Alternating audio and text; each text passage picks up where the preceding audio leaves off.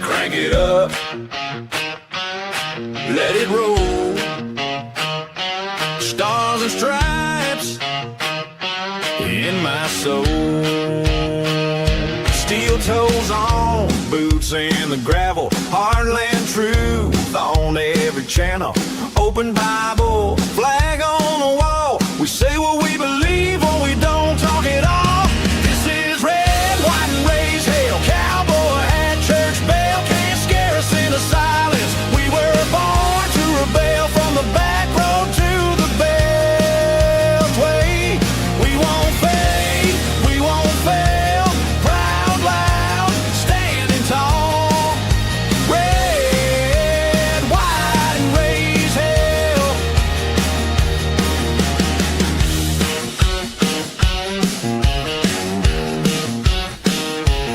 We back the bad, we guard the border. We love our guns and law and order. They try to shame every word we say, but we don't bow down, we just press play. This is red, white and raise hell. Cowboy hat, church bell. Can't scare us into silence. We were born to rebel from the back road to the bell. Hey, we won't fade, we won't fail. Proud, loud, standing tall. Red, white and raise hell.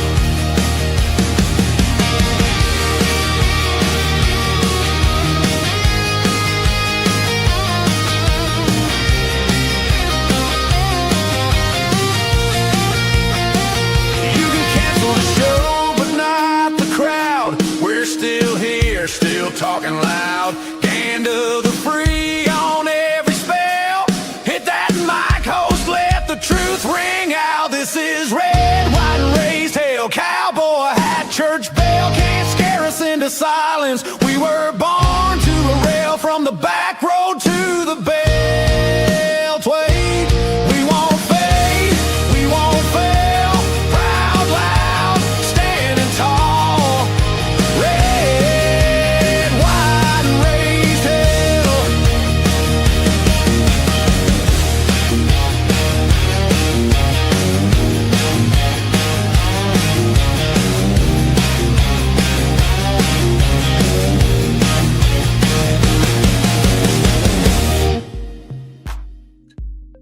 All right, good morning, good morning, good morning. Welcome. Is it good to be home again? I don't know. I was going to start with it's good to be back in Ohio. I don't know if that's true. Anybody else wake up to snow on their freaking grass? Oh my, it's April 20th. Don't get me started on that either. I'm probably going to get started on that in a minute. Yeah, the 420 thing. But wow, no. I got back from Houston, Texas yesterday. As most know, if you are a regular viewer and supporter of Strictly Speaking Unfiltered, I got back from Houston yesterday.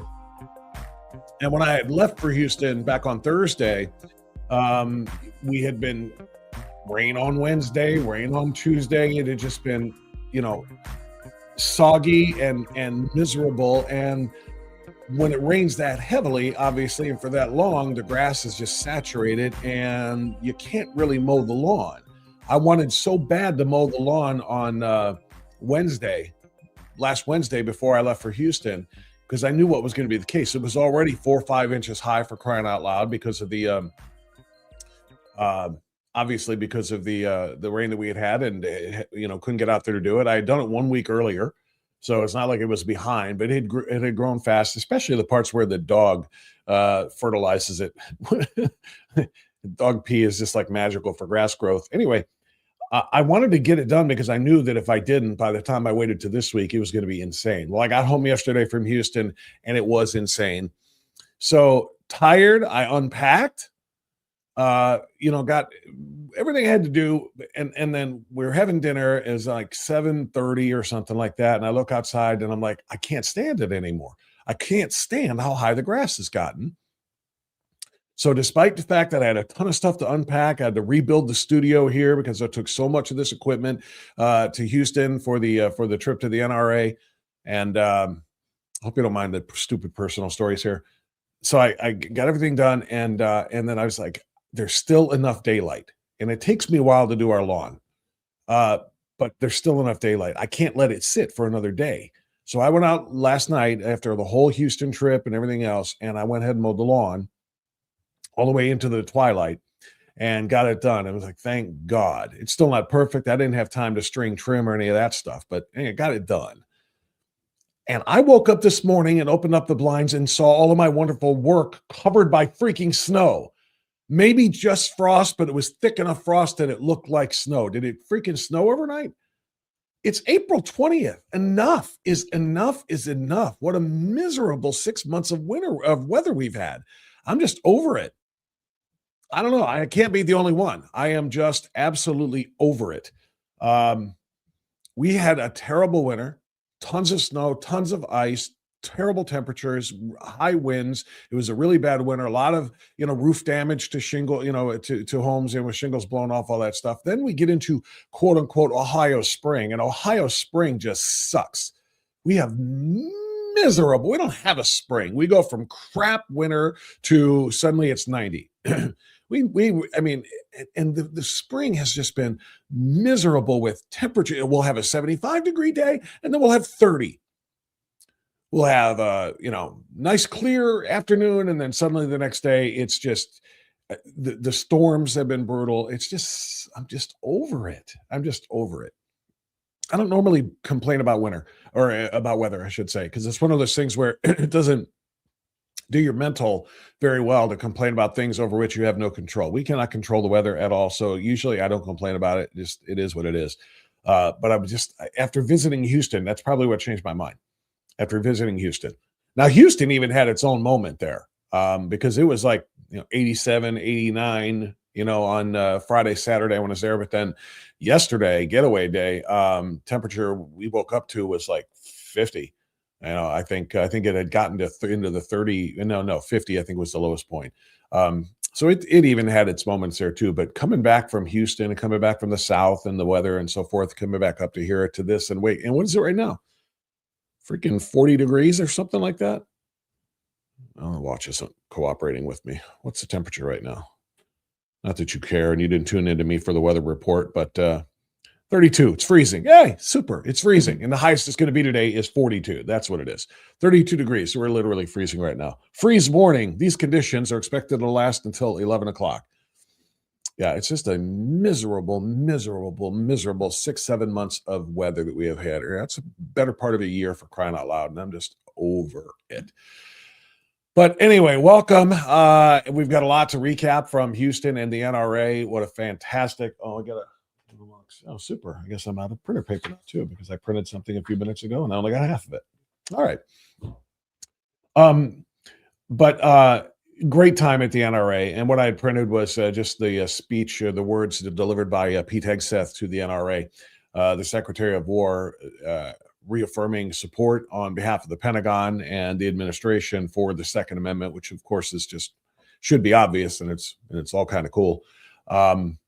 And we'll get into that. We have a lot to do there, and we have a lot of miserable things to talk about today too. And I'm not even counting the weather. I'm talking about more of the hold on, I don't want to put this up yet, but I think it's going to when I pop it up. Dylan's got the day off, by the way, today, so he'll be back.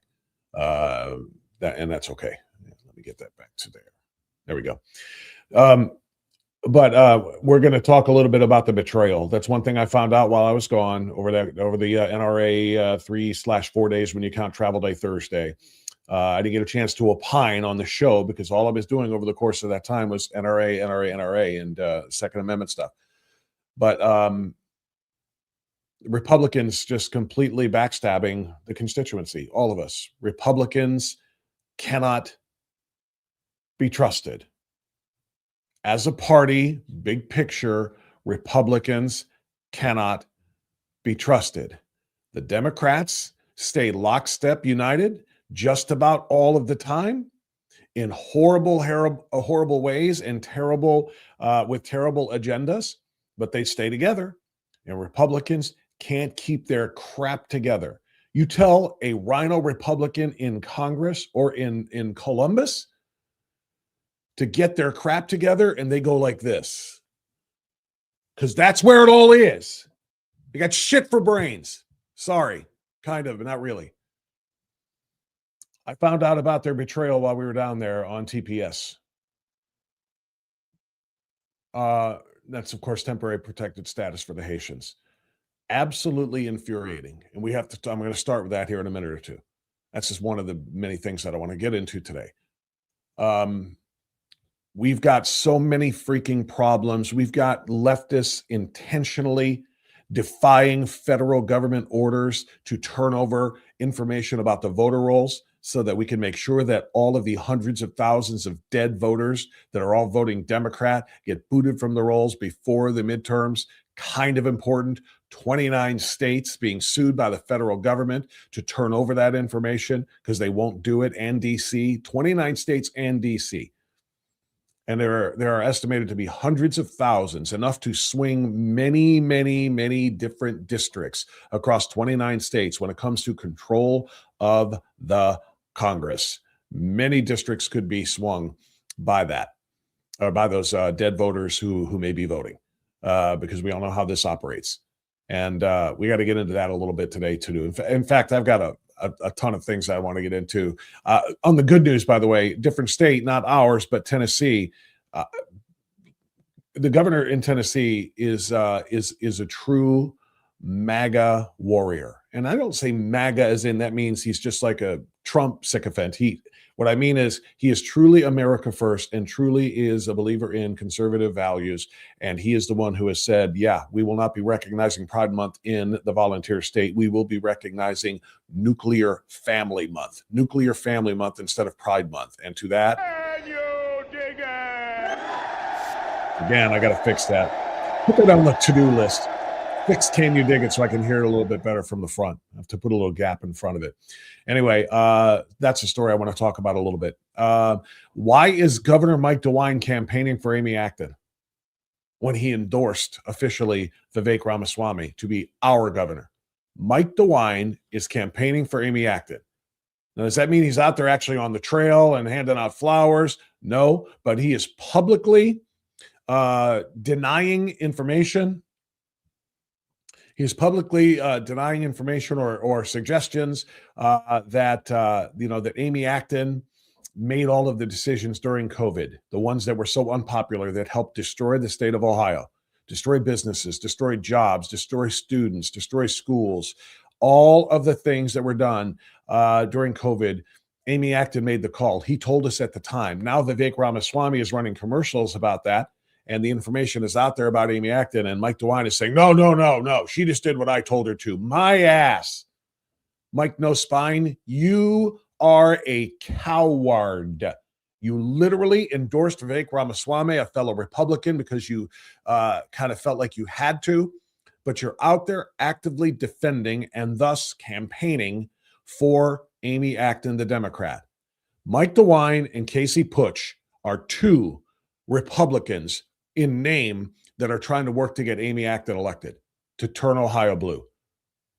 Change my freaking mind. I got news for you. You cannot, because I am right. Casey Putsch is out there just being as radical any radical Democrat could be.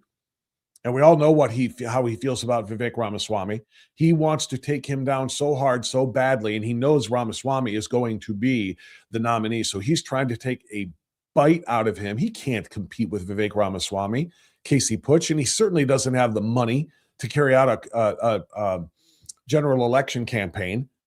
And he is an unhinged lunatic. I had him on this show 2 months ago, shortly after we just started. And you saw it. Should I replay it? Damn, Bob. That's a hell of an idea. Make a note. Replay Casey Putsch. Show everybody what this guy is and what he is and what he does. I'm literally going to do that as I kind of am just thinking about it. I was thinking about uploading, some of the clips of the interview that I did with him, or re-uploading those, because after we did the interview, I made a point of letting everybody see some of the crazy things that he talked about doing, including and especially telling Democrats to come over in the primary, which is now 2 weeks away-ish, telling Democrats to come over and vote for him in the Republican primary, because the Democrats don't have a whole lot to worry about on the Democrat side in the primaries. And so come on over to the Republican side, he's basically saying, because I remember him also saying, there's no difference between the right and the left. Wait, what? He's trying to literally blur the line so that he can get Democrats coming over to screw with the election and weaken Vivek Ramaswamy, if not outright beat Vivek Ramaswamy, to make it an Amy Acton versus Casey Putsch campaign, in which Casey Putsch would, of course, just defer and allow the Democrats to take over. It's just an absolute blank show. I'm going to try again to watch the language. Lent is over, but I'm still going to try to commit. But Casey Putsch is unhinged and dangerous. Mike DeWine is campaigning for Amy Acton. The governor's race is an absolute mess. President Trump, you saw the headline of the show today, right? Today's episode, talking about right back to where we started. We were here a week and a half ago. President Trump making that crazy Truth Social post saying, we're going to destroy an entire civilization, never to be heard from again if we don't get what we want out of Iran. He didn't use the civilization word this time. But hang on a second. Let me see if I can pull it up real quick and get the exact language. But basically, he said if the Iranians don't sign the deal by Wednesday, that we're back to the bombing bridges and power plants again. Which, by the way, I don't care. People seem to make that like some sort of a huge deal breaker. It's like, those are somehow war crimes, power plants and bridges. No, bridges have been taken out. I'll tell you a story about that in a moment. I'm trying not to chase squirrels because I'll never get back to where I started again. But I'm looking for the Truth Social post from the president here, real quick, on what the exact language was. Excuse me. On his. Come Come on, where'd you go, Mr. President? I'm looking for you here. What the exact language was on the if the Iranians don't agree to a deal. And from what I understand from this morning, they're not even going to show up in Pakistan. They're supposed to go to Pakistan. Vice President Vance is supposed to be in Pakistan. They're supposed to be having new talks about how to, they've already broken the ceasefire.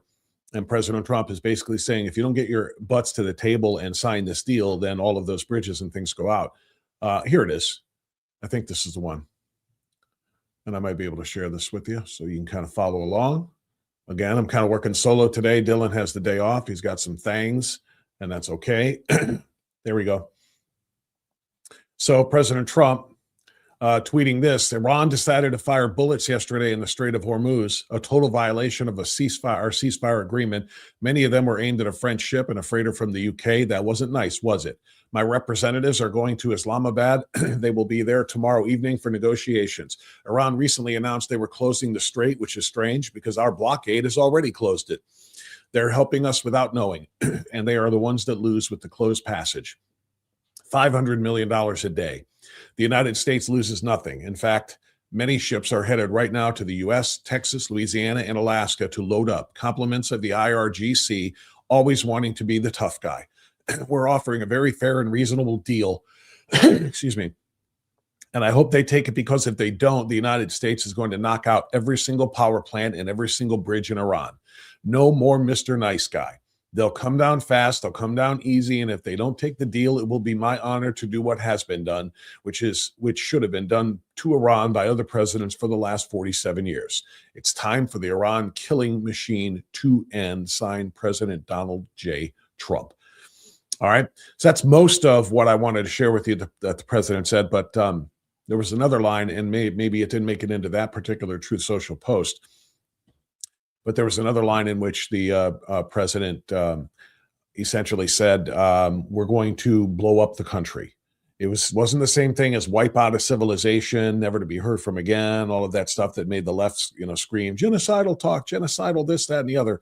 But bottom line is, we're in a place where we were, like I said, a week and a half ago. The ceasefire didn't hold. Iran is firing on ships, and the United States responded by firing on an Iranian ship, trying to actually break through the blockade. And they fired on him in the engine room, disabling it, and then took over and took control of that Iranian ship. So we are nowhere near peace, it would appear, at this moment in time. We'll see if the bridges and the power plants and so on and so forth happens, and if that's what drives them to the negotiating table to actually sign a deal. I don't want to dive too deeply here. Like I said, I'm already chasing squirrels because I want to get somewhere. But rest assured that the Iranians will never hold any deal that the president might get them to sign anyway. They just don't. They won't. It's who they are. It's what they do. It's what they don't do. And they don't hold deals. They don't hold to promises. They are radical. They just feel like, hey, look, if we don't get what we want and we break their deal and they shoot and kill us, let's go. It's virgin time. It's 72 virgin time. That's fine. That's how radical Islamic theocracies operate. Okay. That's what they believe. They believe that if they die in service to Islam, which is what they think this is, then they're going to be rewarded in their strange virgin-laden version of heaven. That's where their mindset is. So that's the bottom line. So we'll get into all of that a little bit more too. A couple of other ones we're going to hit today.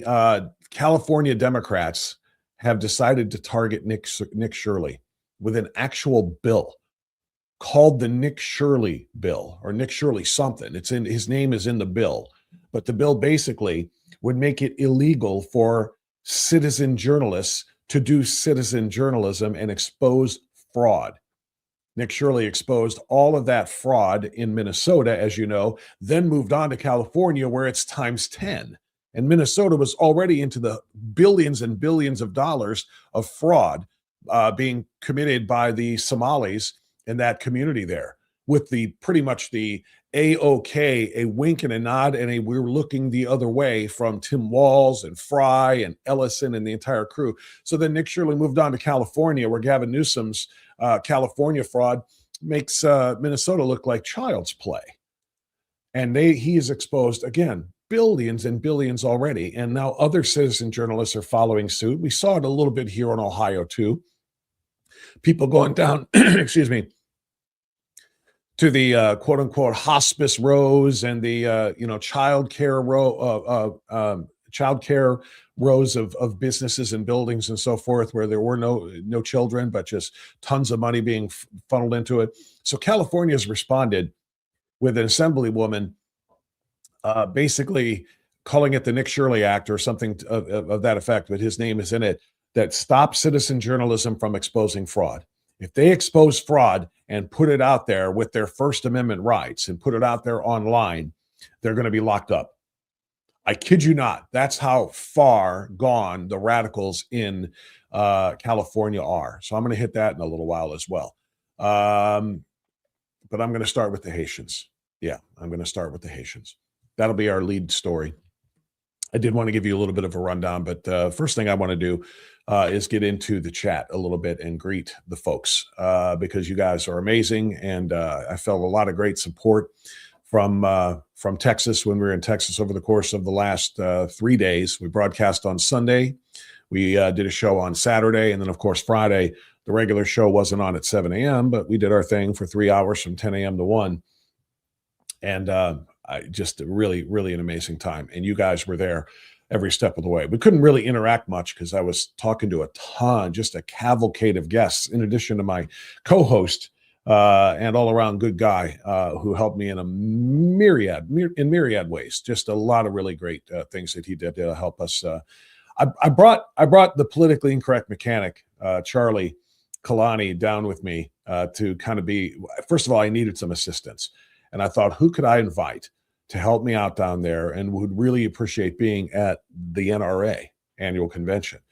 And the most passionate gun collector and Second Amendment rights activist that I know was Charlie Kalani. He happens to be one of my best friends. He's a very good guy, super guy. And he's been a supporter of mine for years and years and years on the radio side and now here. And so I called Charlie and I said, want to go to the NRA in Houston with me? And he said, what? And I said, yeah, it's all comped, the hotel anyway. As long as you can get down there, you can come and 3 days of guns and gear from end to end, wall to wall, 14 acres of it. And I don't think I got 2 syllables out before I said yes. And so I took Charlie with me, and it was a really amazing experience down there. Stuff I never knew. Learned more about Second Amendment and more about weapons, and I thought I knew a little bit, but nowhere near what you can learn when you go down to a place like that. But anyway, so Charlie was with me. We did our thing on Friday, Saturday, Sunday. But the chatters I didn't, and I was talking to, like I said, a big long list of guests, so I didn't get much of a chance to get in with the chat while I was there. Didn't want to be reading off a computer screen while I was in front of all of those folks. But here we are this morning, and here you guys are. B. Morgan was up and at it early. Casey John is here as well. Lisa is here as well. Good morning. And this is the one, CAD. I think CAD is Christine, right? I think. I always forget the handles, but I think it's Christine. She gives us a good morning and happy 420. And as soon as I saw that, that was the first one I saw. Oh, Lordy, I forgot about that whole thing. I'm not going to sit here and be dad. Although that also brings me another squirrel to chase. I have to remember to get back to that. I'll get into it in a minute. Not trying to be everybody's dad and be that guy and, be Mr., finger wagger about the evils of drugs, but I'm sorry. I hate the fact that we have legalized marijuana in the state, and I am not about the 420 thing. And I know a lot of people are just saying in jest, but it's a real thing, and it's real stupid, and it's real dangerous, and it ruins many, many children. And it is the gateway to some really, really bad ish. That's what it is. Sorry. And if we got pot smokers in the audience right now, I'm sorry. And if you want to turn it off, okay. But just no. Just that's it. I sound like Joe freaking Biden right now. Don't. Or Nancy Reagan, just say no to drugs. It's a thing. I'm sorry. It's just a thing. I don't want to get into the argument about it's natural, it grows naturally. So a lot of things grow naturally. You know what? That doesn't mean you freaking have to light them on fire and smoke them to just to put your mind, because you can't handle the state of reality that you're in, to put yourself into a foggy state, which is what it does. I don't know. Anyway, pot smokers unite for your 420. Speaking of 420, a little bit better than flip calendar of the day, a little bit better than the, hey, it's April 20th, let's get high. By the way, what is that anyway?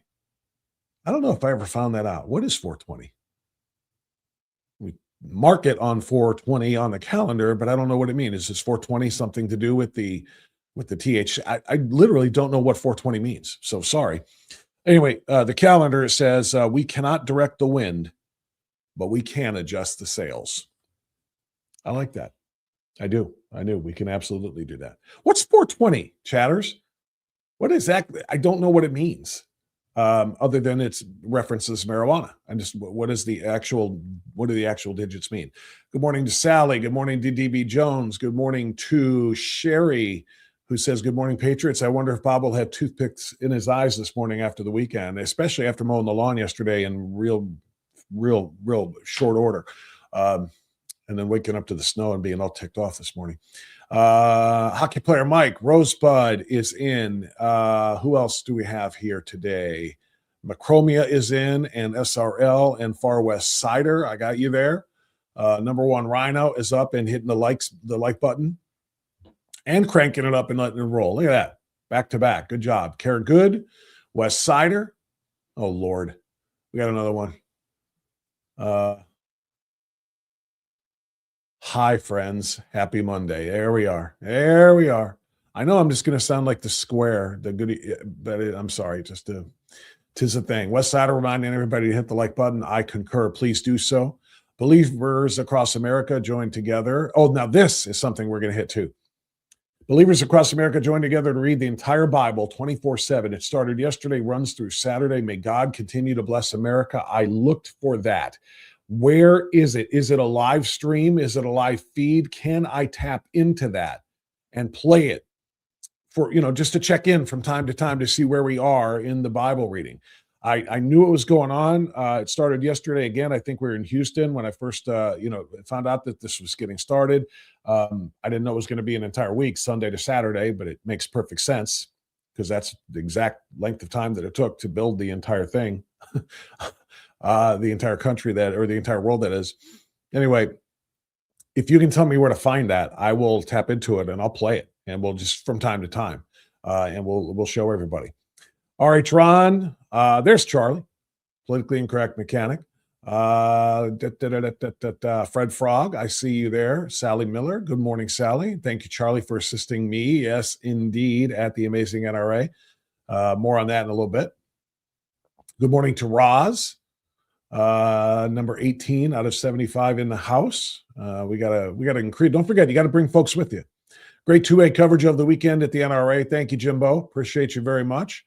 Who else do we have up in the house? Care Good says, Bob, next time let us know. Hubby would have gladly cut the lawn for you.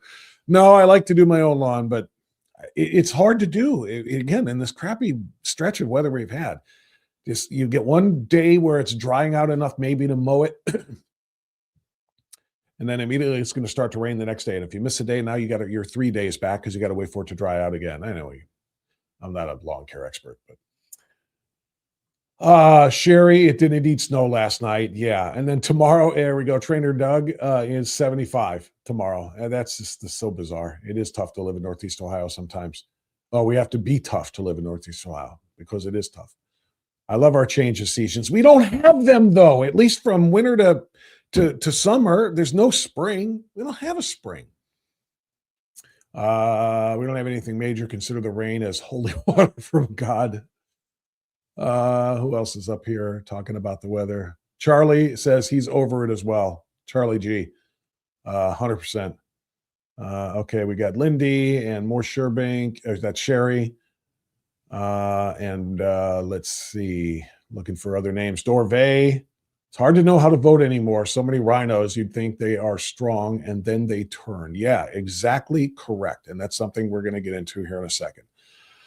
Not surprising about the wine, mousy little POS rhino. Amen. Amen. Say that louder with the emphasis on the P and the O and the S. Can't wait until DeSwine is gone. He's got a lot of really good nicknames, doesn't he? DeSwine. I like No Spine a little bit better because that's kind of who he is. Macromia agrees.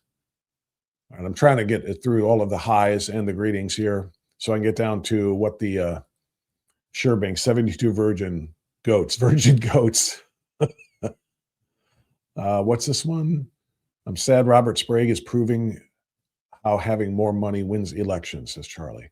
That election is not over. That race is not over. And I am counting on Ohio Republicans to open their eyes and their ears. And yeah, this is part of we're getting really the ORP, the Ohio Republican Party, by putting their foot, not their thumb, their foot on the scale by endorsing Robert Sprague in the race for Secretary of State over Marcel Sturbridge, who is clearly the superior candidate. And I see that with no ill will to Robert Sprague. Robert Sprague could be an okay attorney general, just like he's been a decent treasurer. I'm not suggesting he's not a good public servant at all.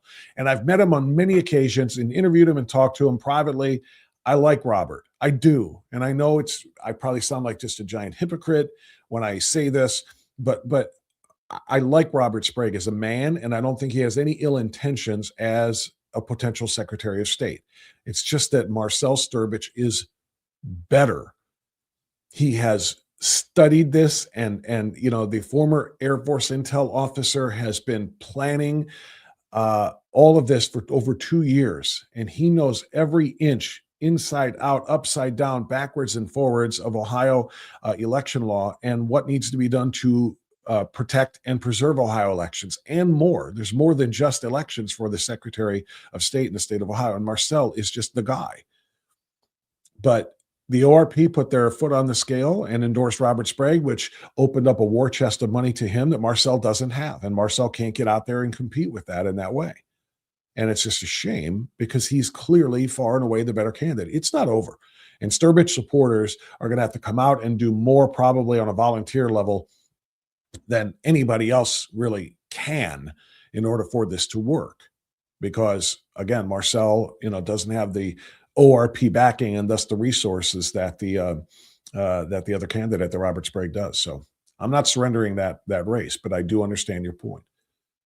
Before Nick Shirley, it was Project Veritas. Biden's FBI raided them out of existence. Charlie, you are 1,000% correct about that. Yeah, Dems want to jail journalists, but we're the fascists. Also correct about that. Other Charlie. That's exactly right. What's Lois Irene have here? Money is the root of all evil. Largely. I think Satan is the root of all evil. But yeah. They completely wipe out the cult this time. Search assist 420 refers to cannabis culture slang for the consumption of cannabis, particularly around the time of 4:20 p.m. Oh, that's what it means. It also signifies an annual celebration of cannabis on April 20th. Yeah, I'm just wondering why April 20th was the thing. I wondered what the 420 symbolism was. So it's, in other words, at 4:20 in the afternoon, 40 minutes before the end of the workday, that's when you spark up and get yourself good and cloudy. That's the idea. Get your brain all clouded up and then drive home. Is that the plan? All right, nice job. I'm sorry. I'm not that life. I'm not about that life. It is the love of money is the root of all evil. Money is a tool. I'm just going to scroll forward pretty far here. Today is what do we have here, B-Butts? Patriots Day, New England, Boston Marathon. Yeah. Of course, you cannot think about the Boston Marathon without thinking of the Boston Marathon bombing now. What do we have, David? It was great seeing you in Houston on Saturday. All right. Well, David, thank you. Appreciate that. I met some folks there, gave out a lot of cards, made a lot of contacts, talked to some people from some other states at the NRA, and hopefully we will have a whole lot of new visitors here on the program. So thank you. I'm glad you reached out. Trump reads the Bible scriptures Tuesday night at 6:30. He poetically reads 2 Corinthians 7:14. Humble yourself, turn to God, and he will heal our nation. Amen. God willing. That is exactly what it takes. All right, I'm going to scroll ahead now because I want to get into what some of the more important stories here. So what really has me beyond, oh, hold on. I apologize. I'm sitting here trying to think what is the best way, what is the best order to discuss these things, because I do have a lot to recap on Houston and the NRA. Let me do it this way. I'm going to give a shout out here before I get into what pisses me off about the Rhino Republicans and what they've done and their sellout over TPS, temporary protected status for the Haitians. Before I get into that, let me go back just a second. And it's kind of like going backwards and forwards together at the same time. Because what I gave a lot of praise and a lot of thanks and shout outs to my guy Charlie, who was there with me in Houston for 3 days and 4 counting the flight travel day. And it was a great time. He's a very, very good guy. And he did so many things to help out the show, but he also enjoyed himself because, like I said, it was kind of his nirvana, just surrounded by every weapon you can imagine. That's Charlie's bag. That's why I invited him. So I wanted to thank him for that again, but I also want to announce this. It was over the course of 4 hard days of negotiation, and I say that with a tongue in cheek, but after 4 hard days of negotiation with Charlie, who, in addition to being a patriot and a weapons man, is a phenomenal auto mechanic. And maybe he doesn't want the mechanic. I stopped calling him a grease monkey a long time ago. The word now is automotive technician because cars are computers, but Charlie has been doing a phenomenal job with Charlie's Auto Repair in Lakewood for a very long time. And after 4, agonizing days of negotiation that will make the Islamabad negotiations between the United States and Iran seem like just a tea party, Charlie and I came to an agreement. And again, tongue is firmly planted in cheek. But in all seriousness, Charlie has become now our 3rd foundational sponsor to be an actual paid sponsor of Strictly Speaking Unfiltered, joining our friends Mark King and Keeping Medicare Simple, and Donovan and the team at Americans for Prosperity, Ohio. I can now proudly add Charlie's Auto Repair, I should say, in Lakewood as a foundational sponsor of this podcast / live stream / mission that we are on to be more impactful and more influential in trying to help Ohio become the best that it can be. This is where we start, of course, first and foremost, but also, of course, to reach a much, much broader cross-section of people as we grow. We're 3.5 months in now-ish to this podcast. It's brand new and still kind of in that very early growth stage. And we want to make it so much bigger and better than it is. It can only be so if we have this type of support, this type of financial support. Otherwise, I can't continue to do this because I can't fund it, and I can't continue to do it because I can't make a living unless I'm doing something else. So this is what it takes. I do need partners. And that means patriots like Charlie. So it is my honor to tell you once again about Charlie's Auto Repair. Charlie's Auto Repair in Lakewood. Now, this isn't a new commercial that I'm basically reading because Charlie has been a supporter and a sponsor on the radio side with me for a long time. And what I'm about to say is true. It's not just because he just became a sponsor, but now I'm just going to say it on a daily basis. And it's all very true. I've been sending people to Charlie for their auto repair for a very long time because I know that Charlie can be trusted. I call him a unicorn sometimes, because he's one of these rare guys that actually is an expert, knows what he's doing, and is honest. There are very few of those people. Like I said, they're like unicorns. You find one every so often. They're not supposed to exist. Honest mechanics are hard to find. You got a knock and a ping, and most guys are going to tell you, it's going to take you, 5 or 6 different things, naming parts that don't even exist, and you wouldn't even know it. Charlie is not that guy. He will find exactly what's wrong with your vehicle, and he will take care of it and only it. He'll replace only what needs to be replaced, no extraneous stuff, and no upcharges on labor either. Charlie is the real deal. He understands modern vehicles. He, the electronics are what he's a specialist at, by the way, because cars are pretty much computers now. You got an electronic problem, sensor issues, wiring issues, mystery dashboard light, that kind of thing. Charlie tracks it down and handles it. Like I said, his prices, by the way, are better than the guys that you can't trust. First of all, you can trust him. Second of all, the costs that you are going to incur are going to be a lot less than the other guys. All cars, all light trucks, and I'm going to give you the phone number now, 216-470-0170. I'll get a graphic made shortly to put up there for you like I do for some of the other clients. But 216-470-0170. Get your oil changed at Charlie's Auto Repair. Get your maintenance done, your regular routine maintenance. And unfortunately, when, not if, but when your car breaks down and you have those kinds of issues, you want somebody you can trust, get it to Lakewood, get it to Charlie's Auto Repair. And here's the best thing. As you know, he's already a patriot. If you're a first responder, if you're a military or veteran, active military or veteran, and if you're a concealed carry license holder, you get 10% off all of your work at Charlie's Auto Repair. All right. That's what patriotism looks like.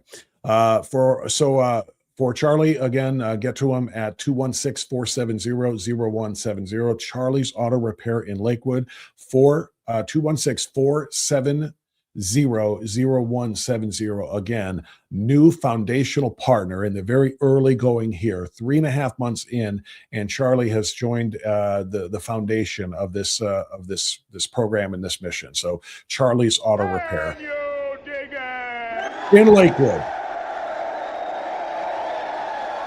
Thank you, Charlie, for your commitment and for stepping up big, because like I said, that's exactly what it takes. And to everybody else, by the way, what's Jimbo say? Some of the most dishonest mechanic shops are the big corporate ones. Their policies are designed to trap and gouge. Amen. That is exactly correct. And that's why you got to go to somebody like Charlie instead. But not only to the foundational sponsors, but every single person who's in the locals community for me, and that is a paid unfiltered insider.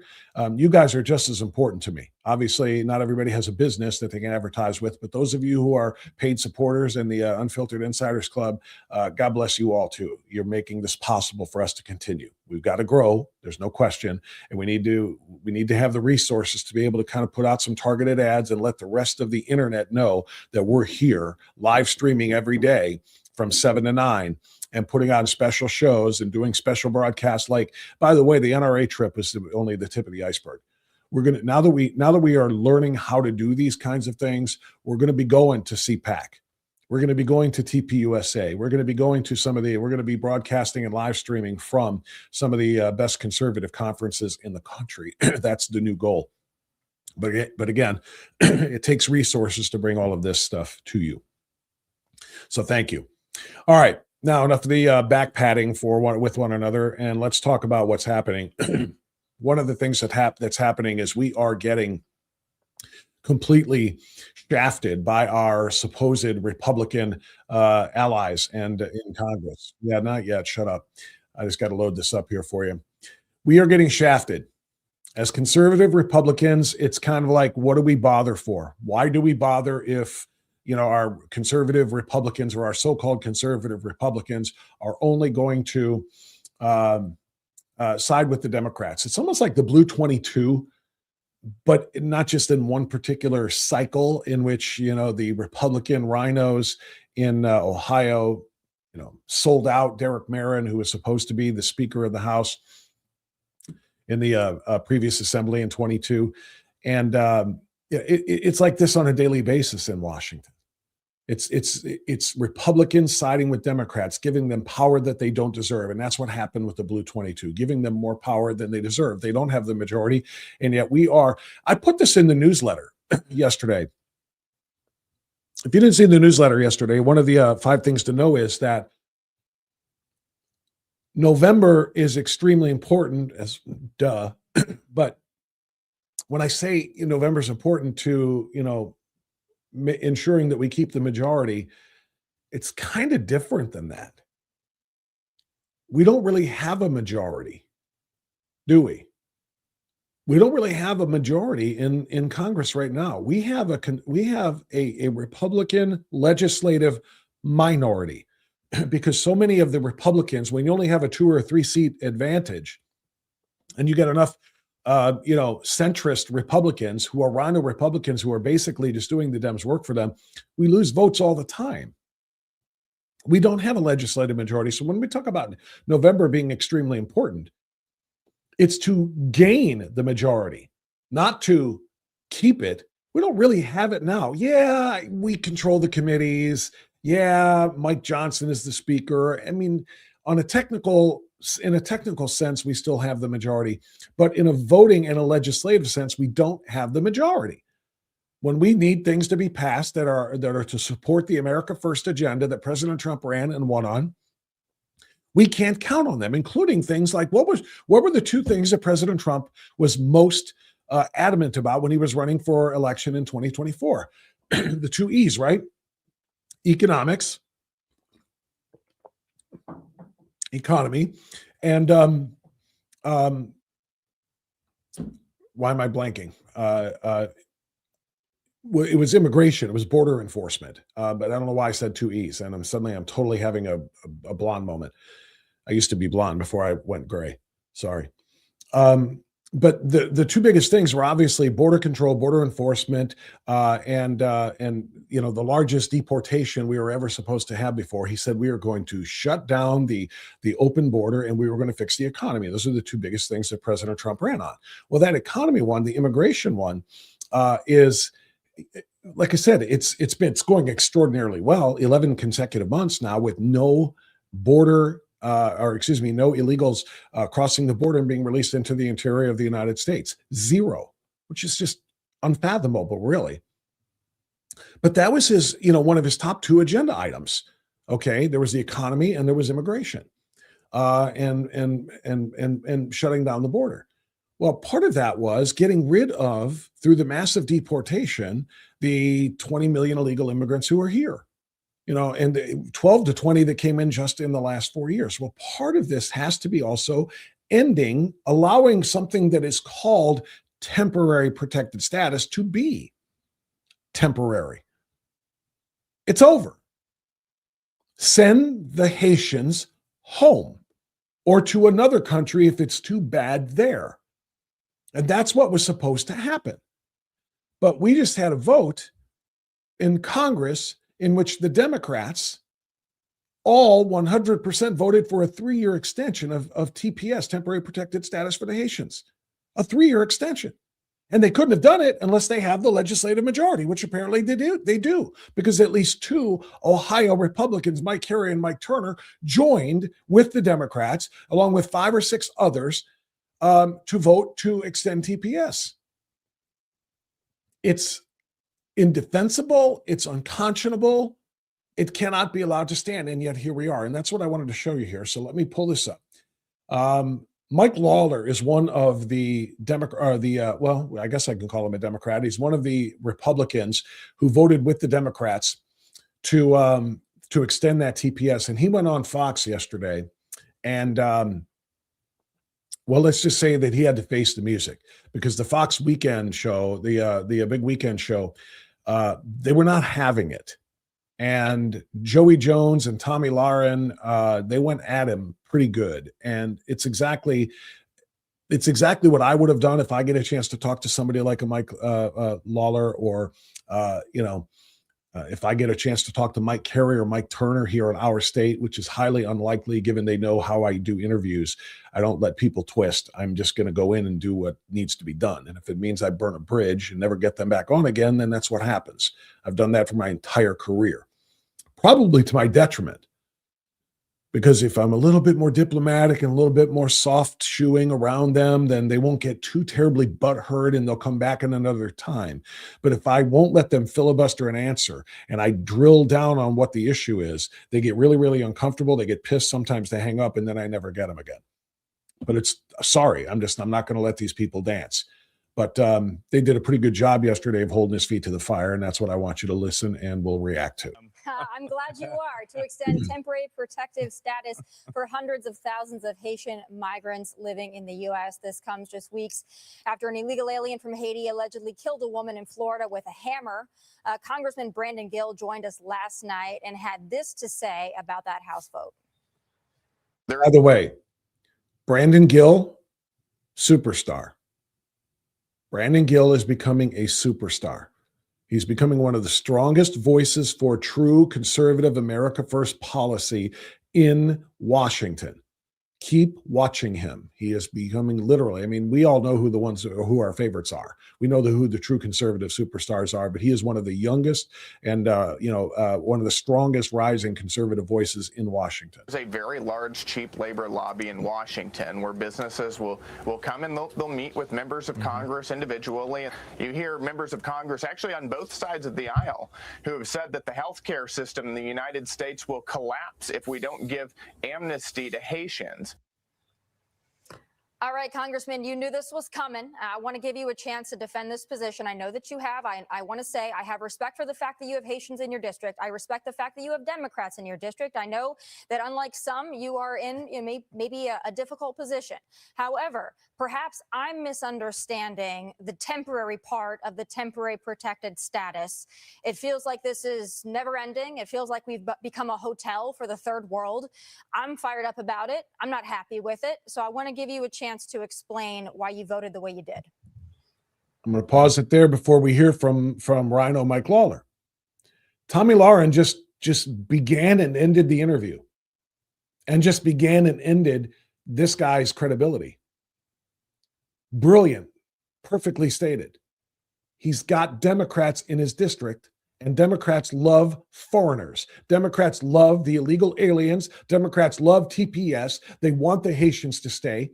They want the cheap labor. And this guy knows that if it's all about personal protection. It's all about protecting his reelection. And he knows that if he goes hardcore, boot them all out, he loses any moderate or centrist Democrats that live in his district. He knows it. And that's why he voted to sell out not only his district, but the country with this vote. Tomi Lahren began it and ended it right there. But we're going to go through the motions here anyway. Well, I appreciate it. A few things. Number one, we're all in agreement that the Biden administration's policies were disastrous and needed to stop. President Trump ran on securing the border and won on that. He ran on deporting criminal aliens and won on that. We are fully in agreement on that. I want to end illegal immigration into this country. TPS, you are correct, is supposed to be temporary. TPS was put in place for Haitians going back to 2010. It was extended numerous times, not just because of natural disasters, but because of political unrest. Their president was assassinated in 2021, and it has created a real crisis on the ground. The gangs are in control of Haiti. Can I just interrupt Mike Lawler here and say something clearly? I don't care. Say it with me. I don't care about what the situation on the ground is. We are not the rest of the world's dumping ground. We cannot be and stay a viable republic if we just say conditions are really bad on the ground in country A. Come on into the United States by the hundreds of thousands. Conditions are bad on the ground in country B. Hey, a few million of you guys come on over here too. We cannot be the place where everybody seeks refuge, as Tomi Lahren said, and Brandon Gill had said before, as if the United States is a hotel. We're the place everybody goes to live, not just stay for a little while, but to basically live, because things are a little bit rough in your own spot. I don't care. I feel badly for the people in Haiti. I feel badly for the people, who are part of the innocent in a lot of places around the globe, but we cannot, they need to fix those countries themselves. You know what was a bad place to live? I'm going to come back to Lawler here in a second here, but I want to just make this point clear. There was a pretty bad place to live roughly 255 years ago. It was a bad place. They were called the colonies. It was a bad place to live because they were living under British rule, and living under British rule in oppressive manners that did not allow people the freedom to work, to start their own businesses, to farm their own land, to grow their communities without having to pay massive duties to the British Crown. It was really, really bad. It was really, really difficult. And rather than everybody fleeing the colonies to go to another place where they might be freed of such constraints and more, they said, you know what? We're going to fix it here ourselves. And thus, in July, will mark 250 years. 250 years ago, a new nation was born. The revolution had begun. They cast off that British crown for all of the reasons. We're not going to do an entire American history course here, but you understand the point I'm trying to make, right? We recognized there were things here that were untenable. There were things here in what would become the United States, but in the colonies, there were elements of life here under the tyrannical British rule that were not long-term viable. Okay? And so we fixed it. Nations sometimes have to fix themselves, or would-be burgeoning nations, which is what we were at the time and then became. We have to find ways to fix ourselves. And sometimes that means diplomatically. Sometimes it means legislatively, by starting and forming a legislature and drafting a constitution, which is what we did. And then sometimes it means physically by warding off those who don't want to lose, the assets that they have. And that's what the American Revolution was all about. And I'm not saying every country in the world can do what we did. Don't get me wrong. Obviously, if they could, they would by now. There's a reason why I and we call this United States of America the greatest force for good in the history of human civilization. Nobody else has been able to do it. Are there other, are there Western democracies, with Western civilization and values and so forth? Yeah, of course. And those are our allies for the most part. But we are not a democracy. We are a representative republic, a constitutional representative republic that was built to withstand all of those other challenges. Okay. And if it was easy to build, everybody would build one. It's not, but it's why we consider this the greatest country in the history of humanity. And what we can expect other people in other parts of the world to do is at least try to model it, at least try to emulate it. Fight for yourself. Can we give you a little bit of aid? Sure. We're not saying we want to become isolationists and cut off the rest of the world. Yeah, we'll help. But we cannot be your dumping ground. You cannot just exit your country and its miseries and woes and bring them with you to this country. It cannot be. That's why we have something in our laws called temporary protected status. Yeah, you came here seeking asylum. We granted you a temporary stay, but then eventually you're either going to have to go back to that place, or as the old bar, closing goes, you don't have to go home, but you can't stay here. Temporary status is over now. You've got to go somewhere else. You want to ride, we'll even give you a ride. You want to go to South America, we'll take you to South America. You want to go to Africa, we'll take you to Africa. You want to go to Europe, whatever. Find a spot, but it can't be here. That's what temporary has to mean. And I don't want to steal any of the thunder here from some of the hosts that respond to Lawler, but I really, really want to emphasize this point. The temporary does mean temporary.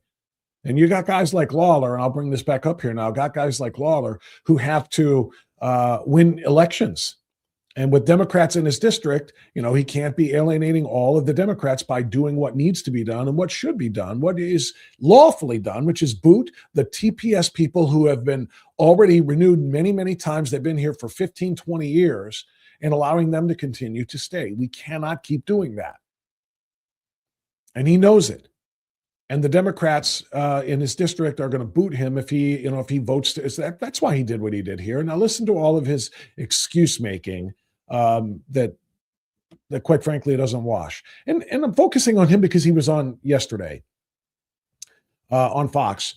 But I could be having the same conversation about Mike Turner, Mike Carey here in Ohio, and any of the other Maliotakis, all of those, 7, 8 or whatever it was, Republicans who voted to extend that TPS status. We could be saying this to any of them, not just Lawler, but here's Lawler. And you have gun trafficking from Miami into Port-au-Prince. The State Department has said it is not safe for Americans to travel to Haiti and has removed personnel. Homeland Security says it's safe for everybody to go back. The reality is it is a disaster on the ground in Haiti. I am not looking for this to be a permanent solution, but I do recognize that we have a real crisis here. You recognize that you have a real election here. That's what you recognize. Number one, about a third of the people on TPS work in our healthcare system. They work in our hospitals. They work in our nursing homes. They provide care for the intellectually and developmentally disabled. If you immediately cut off TPS without extending work authorization while these immigration cases are being adjudicated, it will create a crisis in our healthcare system. So you're saying that Americans want empty bedpans? Because that's what we're talking about here. You're talking about AIDS. You're talking about aides doing sometimes really undesirable and filthy jobs and suggesting that only Haitians will do them.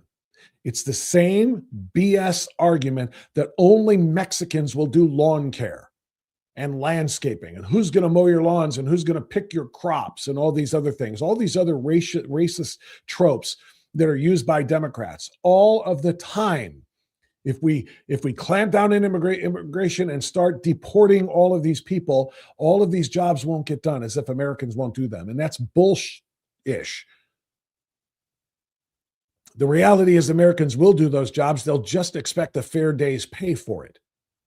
So what you're doing is you are giving TPS status to illegal, well, they're not necessarily illegal aliens if you're giving them temporary protected status again, but people who should not be in the country, because they'll work for basically slave wages for next to nothing. It's labor exploitation is what it is. And there are Americans who will do every job. They just expect a fair day's wage for it.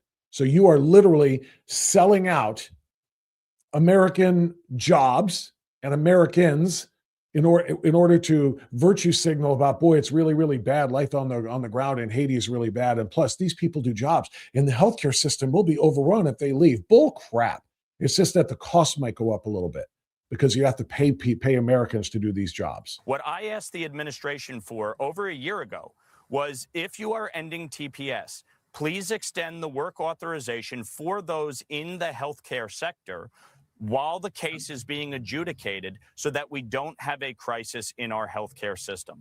I want to work with the administration to address this challenge, but just cutting off TPS on people who, by the way, are lawfully here. TPS is a lawful status. We can argue about the way the Biden administration abused the parole process. That's why we worked against it. We passed H.R. 2.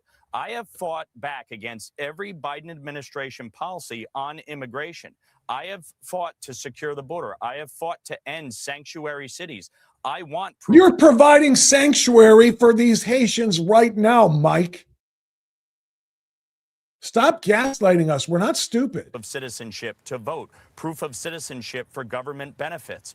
But the fact is, we have to deal with this realistically and not just throw the baby out with the bathwater when you are dealing with a real crisis in our healthcare system. All right. So that's Mike Lawler, who is, again, Republican in name only, from New York. This is the pushback. And this is what I want to share with you next. This is Joey Jones responding to a lot of what he just said. The cartels there and the war that is Mexico.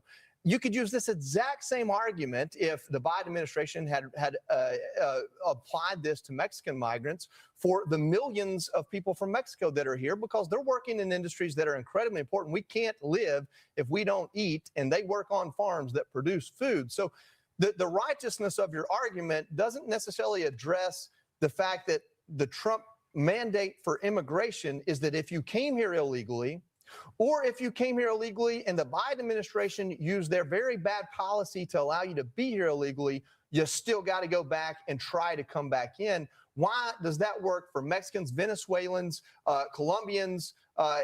There are a few countries that still have some exempt status. Why does it work for Chinese? I mean, you know the brutality of that government.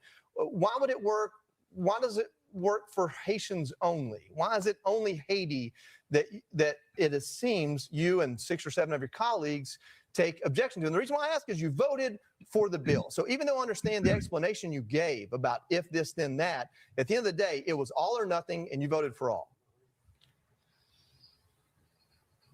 That's the kind of a question I would have asked, probably with a couple of interesting words added to it. But what Joey Jones just said to Mike Lawler is exactly correct.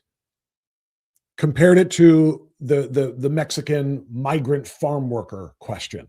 You know, this is what you're doing. You're saying, if we don't, then this will happen. If we don't allow this and extend this this temporary protected status, then nobody will pick our crops. Nobody will mow our lawns. Nobody will do this. Now, nobody will empty the bedpans in the nursing homes and in the assisted living facilities and the quote unquote healthcare communities. Nobody will do these things. You're playing the same damn game. That's what Joey Jones just called him out on. So the bottom line is two things can be true at the same time. The Biden administration's policies were an absolute disaster, and our immigration system is fundamentally broken. I have always said I am against illegal immigration. I have always said I want secure borders. I want people to come here legally and lawfully. TPS is intended to be temporary, primarily related to humanitarian relief. And in the case of Haiti, it has been significant. They've had multiple earthquakes and hurricanes. They've had political unrest. You have gangs in charge of the entire country.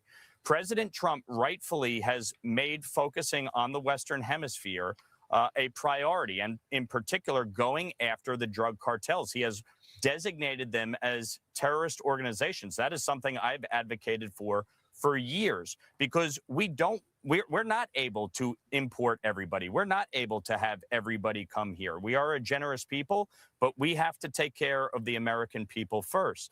At the same token, if you have a situation on the ground in these countries in our hemisphere, and we are doing nothing about it with our allies, or cracking down on the drug cartels who are engaged in human trafficking and drug trafficking, then we saw the result, a disaster at our southern border, Congressman, and Joe Biden allowing them all into our country. Yeah, cartels there, and the I want that is Mexico. Tommy Lauren, I want you to interrupt him just a little bit as well. So I want to give you this part now. This is the pushback. I hope anyway. Yeah, I think this is the part where Tommy Lauren goes in on him and responds to everything that he just said. All the other lines of crap trying to justify his reason for voting like a Democrat. Bottom line here is, again, this is Blue 22 on steroids. This is 7 or 8 or 9 or whatever the number was of Republicans voting with the Democrats to give the Democrats what they wanted, all because they're afraid of their own freaking districts. They're all worried about their own jobs. They're worried about being primaried out. They're worried about losing their own power. They're willing to sell out the American people by granting permanent status. Why do we even call it TPS anymore? Call it what it is. It's PPS.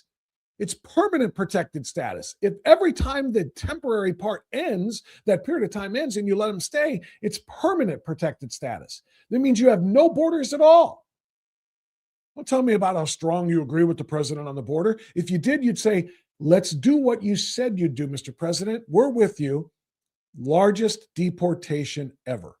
Get them out. Focus on this country. Do you know that if we do those two things, if we eliminate the 20 million people that are here in this country illegally, if we eliminated half of them, if we got 10, 11, 12, and that was just, and when I say 20, that's not the total number. The total number is probably in the 30s. Okay, 30 million. They've been saying 11 million since I've been alive. Okay, and then Biden alone let in 12 to 20. So let's just do that. Let's just say, what's a good number between 12 and 20? 15, let's say 15 million added to the previous 11 million. Okay, we're talking 26, 27 million people. Chances are very, very likely it's in the 30 million. Deport half of them. Deport 15 million people. You do that, number one project. And then number two, these are the crucial things. You wipe out the fraud that Nick Shirley's exposing, which we're going to talk about in a minute. You do those two things. You wipe out the fraud. We're talking collectively across the states, trillions of dollars in fraud and the trillions of dollars it cost this country to have the 20, 30 million illegal aliens that are in this country, all of the resources that get soaked up by that illegal alien community. You fix those two things, you wipe out our deficit, probably half of our national debt is gone. That would be the case. So these guys need to be called out. And again, they thought they did a great job yesterday. Joey Jones just basically called out Lawler, and so does Tommy Lauren. Saw the result, a disaster at our southern border, Congressman, and Joe Biden allowing them all into our country. Congressman, I totally understand what I understand, Congressman, what you're saying here, but correct me if I'm wrong. It sort of sounds like you're saying that we must keep the world's people protected in this country until the world's problems are solved, or until we go and solve the problems of other countries. That's not what I said. You said that we need to manage the hemisphere. We need to fix Haiti before the Haitians go back? No.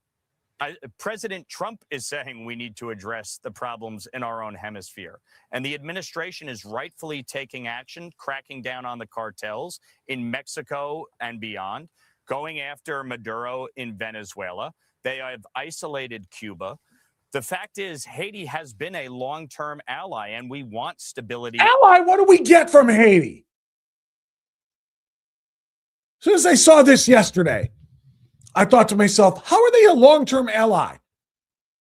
An alliance is one country does something to benefit another, and in return, second country does something to benefit the first. There's a partnership. That's what an alliance is. How is Haiti an ally? What do we get from Haiti? Seriously, do we have great trade with Haiti? Do we get military assets from Haiti? What do we get from Haiti in this quote-unquote alliance? We get jack squat. We get nothing from Haiti. It's not an alliance. We're their benefactor. That's what the relationship with Haiti is. We give, they take. That's not an alliance. And I'm not trying to blame all of the people of Haiti for their plight. Obviously, there are victims in the situation. But again, they are going to have to figure out a way to push back against it. You know what we have? Gangs would be in control of this country too, if we let them. But we don't. We have police, and we crack down on gangs. All different types of gangs. And we make sure that they don't run. The drug cartels, they don't run this country either. Why? Because we fight back. At least when we have Trump in charge, and we have Republicans in charge, we fight back. And we vaporize drug boats on their way here. There are things that have to be done for a country to stand on its own 2 feet. And when a country cannot, we cannot be expected to be the only ones anyway, to pick them up when they fall. And it's another thing too is, President Trump, he said we have to take care of our hemisphere. And look, that's why he's doing what he's doing in Venezuela. That's what he's doing in Cuba. That's what he's doing with Mexico, with the drug cartels. But you know what he's not doing? He's not bringing all the people here. He's not opening up the floodgates from Venezuela for Venezuelans to come to the United States. He deposed Maduro and now is telling Venezuela, fix it on your side. We got rid of the guy that was keeping you all under his heel. We did that for you. Now fix yourself. Same thing with Mexico. We're stopping their drug cartels from trafficking all of their products and human trafficking as well into the United States. But fix yourself. We're not saying, okay, but because the drug cartels are still so powerful on your side of the border, we'll let you go. That's what Biden did. Same thing with Cuba. There's not going to be massive imports of Cubans into the United States just because we're helping some of the nations in our hemisphere that make things less safe. So what the hell is Lawler talking about? Oh, you got to leave the Haitians here because Trump says, we're going to help the nations in our hemisphere. On the ground in Haiti. The State Department itself is saying it is unsafe on the ground in Haiti. I don't care. You know who I care about it being unsafe on the ground for regarding Haiti? Springfield, Ohio. That's what I care about. I care about Springfield. I care about the fact that the people down there can't even sell their houses to move out of Springfield because nobody wants to buy a house in a community that's overrun by the Haitians, which, by the way, is not just another country. It's a culture. It's a culture that is very, very dissimilar from that of American culture, and that's being gentle. Okay? The Haitian culture is a very, very different and dangerous culture. And these people aren't coming here and learning English and trying to assimilate into the country. They are still in their own enclaves. They're still in places like Springfield. They still don't know how to read English. They still don't know how to follow the rules. They don't know how to drive the cars. They're still making life miserable for Springfield. That's why those are the conditions on the ground that I care about. How about Ohioans? How about their conditions on the ground? You have over 100,000 people working in our healthcare system to support Americans. This is not like they're just sitting here doing nothing. They are working in our healthcare system. I am saying I can train a gosh damn chimpanzee to empty a bedpan. Quit saying they're working in the healthcare system like they're doctors. They're doing menial labor jobs. Quit making it sound like American healthcare. I mean, I could train my son's dog to carry a freaking Magga the dog could carry a pan and tip it over into a toilet or something. All right. And I'm sorry, I'm being blunt about it, but we're talking about jobs that are not necessarily necessary for the quote unquote health of the people. These are jobs that can be done by Americans. Anybody can do that. Quit making it sound like the American healthcare system collapses because all of the Haitian surgeons will be leaving the country. Wait, the what? They're just here doing menial things, and you're making it sound like we can't survive without them. Enough. With this realistically, deal with it based on the merits of the situation. Every one of these cases should be heard. If somebody does not qualify and should not be in this country, the administration should move to deport them. If they are on TPS, revoke their TPS status. It happens every day. These cases are heard by an administrative judge, and that should continue. But for the people who are working in particular in our healthcare system, what I am saying is allow them to continue working while their case is heard. So if TPS is ended by the Supreme Court, they're going to hear the case in short order. If it is ended by the Supreme Court, what I'm saying is as these cases are heard, we want them to be able to continue to work to support the American people in our healthcare system. This is extremely complex. Everybody wants to just make this, very black or white and not recognize some of the nuance that does come into play when you're talking about people who have been in the country. Nuance my ass. This is you covering your own because you know what would happen if you actually voted the way the overwhelming majority of Republicans voted. There was only 6 or 7 of you idiots who handed power in this regard to the Democrats. That's the only thing you care about. Don't give me nuance. And by the way, this isn't black and white. And I know you meant that as in one way or the other. It's also not about black or white in terms of skin color either. I don't care if Haitians are green. I don't care if they look like freaking the Nordic people from Nordic countries. It's not about that. We are not the world's dumping ground. And I don't care how many other problems there are. We will help you in your countries. We will not absorb you.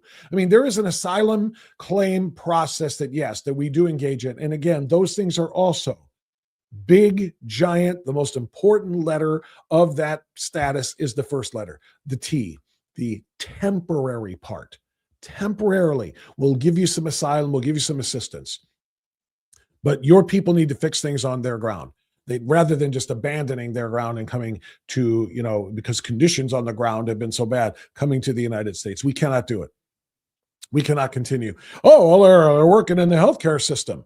They're working in they're paying taxes. Not nearly enough to account for how much they're taking.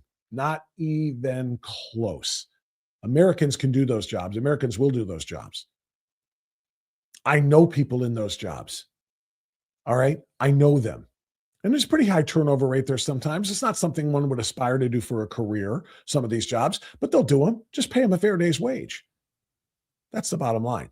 By the way, I'm going to switch this back now. Again, Dylan's off today, so I got to kind of do this stuff myself now. The crew, the Fox big weekend show crew there did a wonderful job, and I'm going to give them credit. By the way, after Lawler left the conversation, the crew did a pretty stellar job of breaking it down, and said we wanted to give him time and give him respect to, to articulate his point of view on this whole thing about why he voted the way he did. But having said that, now that he's gone and he's probably still watching, we call BS. And I'm paraphrasing what they said here, but they were right. And it's the same thing I was saying as when I listened to this, well, I was mowing the lawn yesterday that I was talking about at the top of the show. I put the earbuds in, I put the phone in my pocket. I was listening to the Fox a big weekend show, and I was listening to Lawler, and as soon as I heard it, I went back and I said, I'm going to find this because I'm going to play it on the show, because they did a fantastic job of breaking it down, and I was nodding my head the entire way as I pushed that mower. His argument there, the argument of Republican Mike Lawler about TPS extension, is the exact same argument that the Democrats make on a much larger scale. The argument the Democrats make for immigration, legal and illegal, for Biden's open borders, for not deporting those who are here. The big picture argument Democrats make is these are people that will do jobs that Americans won't do. And if we don't have them here, who will empty the bedpans? Who will mop the floors? Who will trim the bushes? Who will pick the crops? Who'll do these things that Americans won't do? And I fundamentally disagree with that. Americans will do all of the jobs. Look at the Americans in the oil industry. Look at the Americans in the mining industry. Look at the number of Americans who every year become, blue collar trade workers. You think it's fun being in a sewer? You think it's fun digging down inside of a sump pump? We've got plumbers, and I don't care if you're talking about electricians, talking about trades. You think it's easy working in a steel mill? You think it's easy being an electrician, being a lineman after all of these stupid storms we've been dealing with? You think it's easy to do those jobs? That's hard ass work. And Americans dive right into it. They'll go in all the way up to their elbows, into the muck and into the grime and into the disgusting, into the crap, literal crap. Just give them a day's wage. But no, I won't pay them that wage. We'll get the foreigners to do it. They'll do it for half that price. We'll do it under the table. Bottom line is, temporary has to mean temporary. We cannot continue to import illegal aliens or give them legal status by calling them TPS protected, temporary protected status, to do these jobs just because they're done cheaper. It's literally, the Democrats are saying, here's why Trump is wrong to stage and carry out the largest deportation in American history, because we're getting rid of the people who do all of the jobs that we don't want to dirty ourselves doing. That's such a disgusting mindset. And Republicans are backing it. Not all of them, but enough of them, which is why I started the show that way. We don't have a legislative majority anymore. Like I said, yeah, we might be in control of the committees. We got the chairman of this committee and that committee. We got the speaker and so forth. But in Congress, especially on the House side, we don't have a majority because we aren't voting together as a block. The Democrats will vote in lockstep with one another. We will splinter off 6, 7, 8, 9, 10, 15 of these people per issue, and we give the Democrats power. It's the blue 22 on the federal, national stage. All right. Let's come back to the Ohio stage here as I remind you about our good friends at Americans for Prosperity Ohio. AFP Ohio is doing extraordinary work, and they are giving us the Buckeye blueprint to help this state become better on the national scale. We're in the middle of the pack. We're in the middle of the pack statistically. We're in the middle of the country geographically, and Ohio can be so much more than that, so much better than that. We should be number one in the nation. We should lead the country. AFP has made it their mission to lead the country in economic freedom, to help people keep more of what they earn. That's what AFP's mission is. Education, to put parents in charge, to make sure that parents are calling the shots as far as where their kids go to school, and while they're in school, what they're being exposed to. They deserve to know about energy abundance. These are the 3 E's. Maybe that's what I was mixing up earlier when I went with my 2 E's. Energy abundance, reliable and affordable power. We have massive amounts of resources here in the state of Ohio. There's no reason we should be relying on anybody outside. We should be leading the country in these areas. We should have a modernized Ohio government that works for the people. And this is not about politics per se. AFP Ohio isn't about, this candidate or that candidate, this person. It's about policy. Whoever's in charge, we got to work with them to establish these sound policies. We can be better in all of those very important areas. We can lead the nation, but we just need the right policies to get there. And if you agree, you should volunteer. Help AFP Ohio. Help by going to BuckeyeBlueprint.com. BuckeyeBlueprint.com is the website specifically with the laid out plans and the plan of action and what you can do, how you can contact them to be a part of that. And then AFP Ohio, Americans for Prosperity Ohio, bigger picture. Make sure you are volunteering there as well. There are so many things that we can do together that we cannot do apart.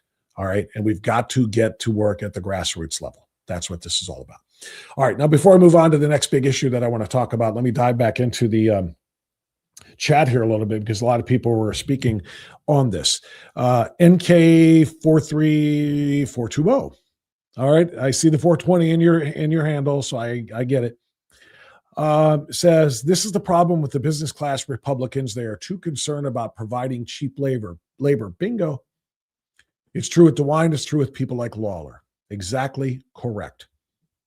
Joanne says, that's why Paul Revere on 4/18/1775 rode to Lexington and Concord to warn patriots the British were coming. They took it into their hands to gain freedom. Thank you. Thank you, Joanne. Perfectly stated. That's what I'm talking about. There needs to be their own revolution. Their own leaders need to step up and push back against the oppressive, tyrannical government in Haiti or in any of these other third world countries that we're supposed to just welcome in as the Hotel America. And you know what? I just, in my head, the lyrics just came to my head from Hotel California. You can check out anytime you like, but you could never leave. Kind of the handle, the connection there. You can check in here anytime you like, and you don't ever have to leave. The Hotel America. That's basically what we just did. Let's see. Care Good says, go see The Great Awakening. Sally says, whole temporary protective status is not practical or workable if we want our republic to survive. Bingo. Correct, Sally. Far West Sider says, those Haitians will soon have a boatload of legal voters by it. Don't get me going on that. Because you're right. That's why Trump took the fight to the Supreme Court over birthright citizenship. He's going to lose. We're all going to lose. But you're exactly right. The longer you let the Haitians stay, the more births they can, anchor babies they can pop onto American soil. And then over the course of the years, how dare you break up the families? How dare you deport children that are American citizens? And if you don't deport them because they are American citizens, but you make the parents leave, now you've broken up the families. The game just goes on and on. It's just cyclical and repetitive. It's exactly right. Lawler's laughable argument was we need Haitian healthcare workers. Same BS argument for picking vegetables, Charlie said, and that's bingo. I saw something about Maria Salazar's Digidad bill, which I believe Lawler is a supporter of. Her husband is big in the South Florida agriculture scene, benefits by keeping the illegals. Probably so. And we haven't talked much about the Digidad bill, but we will. Probably not today, though, looking at the clock. Lawler is just playing both sides against the middle class. Weak government has allowed too many industries to rely on immigrants. It's terrible policy, and that's why Trump got elected, to end this crap. Yo, Jimbo. Yo, right. Deb, everyone who voted for TPS should be required to go pick up at least 12 illegals and house them. Personally provide beds, laundry, food, shopping, cook their food, drive to all their appointments, medical, etc. Medical prescriptions, education, sports. Where is that in the legislation? Deb, spot on. You guys are on your game today. The chatters are all over it. Very, very well said. Mike Lawler, take them in. Take them in. Conditions on the ground are really bad in the other parts of our hemisphere. Haiti, oh man, boy, the gangs and the cartels are all in control there. It's really, really terrible. Okay, take them in. Your dime, not mine. Spend your money on them, not mine. Let's see. Just wanted to get a few more comments in here. It is Double Talk, the pro-migrationers think they are good deed doers. We were cool with it when it was helping a few bad off foreigners a year, charity like and all, but it is out of hand now. It is corrupted. 1,000% correct it is. Big Jake says, we don't want Haitians in this country. They're demon worshipers. That's why Haiti has problems. Earthquakes, hurricanes, crime. The DR is right next door and they are fine. You know, I wasn't going to go there to that part of this, and I'm not going to go to the demon worshiping language. But earlier on, I said Haiti is different, and it's not just a different place; it's a different culture. There are some things that we have learned about Haitians and about Haitian culture, again, from people in Springfield. And I'm not going back to the presidential debate. They're eating the dogs. No, I'm not doing that. They were eating the geese mostly. They were killing waterfowl and carrying around by the necks and cooking them outside and all the rest. But anyway, it's a very, very different culture, one that is not necessarily comfortable, especially, you know, and if you have a people of a different culture, a few families in a community, so what? Pretty much so what? But when you import, what was the number? 18 to 20,000 people of that culture and dump them into a community of 50,000? Now nearly, I mean, think about that. A third of the new total population being of that culture, completely unassimilated to American culture. And those Americans are supposed to just be like, no problem. Our schools are now completely different. Our communities, our stores, our grocery stores. I mean, there's just our parks. Everything changed in a blink of an eye for the people down in Springfield. And TPS is supposed to end and give Springfield back to Springfieldians. Is that a thing? To Ohioans who live in Springfield. That's just the reality of it. All right. I want to get into one of the other stories. I gave you I gave you a pretty good list of what I wanted to get into at the beginning of the show in the monologue. And I want to dovetail on some of that right now. And for some reason, I'm not able to pull up my screen. Again, Dylan's not here today, so I'm kind of having to navigate this the old-fashioned way.